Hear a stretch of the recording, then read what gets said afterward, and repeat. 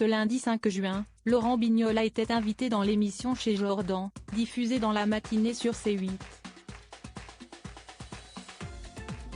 L'occasion pour le journaliste de 61 ans de revenir sur les tensions qu'il y avait en coulisses du programme Télématin, qui n'anime plus depuis que Thomas Soto et Julia Vignali l'ont remplacé.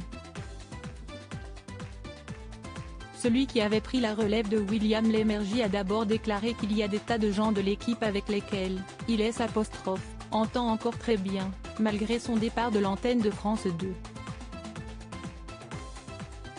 Lorsque Jordan de Bux lui a demandé s'il avait bien vécu tout ce qu'il s'est passé avec les autres chroniqueurs, Laurent Bignola a lancé « Cash, excusez-moi l'expression, mais j'ai pris des seaux de merde dans la gueule. Ouais, franchement. Et puis je ne comprenais pas très bien parce que ça se passait bien. » Avec le recul, le journaliste a assuré qu'il en fout actuellement des critiques qu'il a pu recevoir sur ce moment de sa carrière, en estimant avoir failli son boulot. Je savais que ça allait être difficile. Après, ce qui a été géré par l'équipe de production qui a été mise en place pour gérer tout ça. C'est son problème, sa stratégie, avec laquelle je n'étais pas forcément d'accord. Mais ce n'est pas pour autant que j'ai raison, a-t-il nuancé avec sagesse.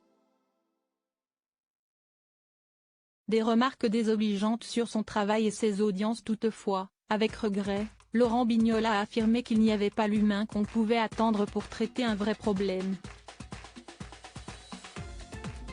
Interrogé sur le terme très fort qu'il a employé pour décrire son expérience au sein de Télématin, le journaliste a précisé son propos, tout ce que disaient certaines. Pas tous les chroniqueurs avec lesquels je m'entendais bien.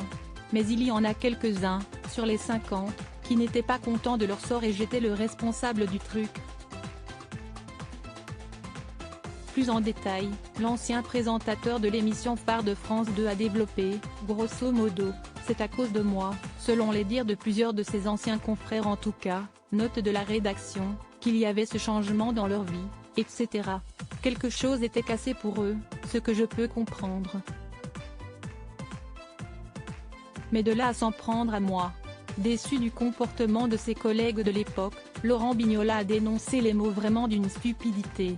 Pas gentil que certains chroniqueurs ont été à son égard et les critiques faites dans son dos sur son travail et ses audiences. Crédit photo, capture écran C8.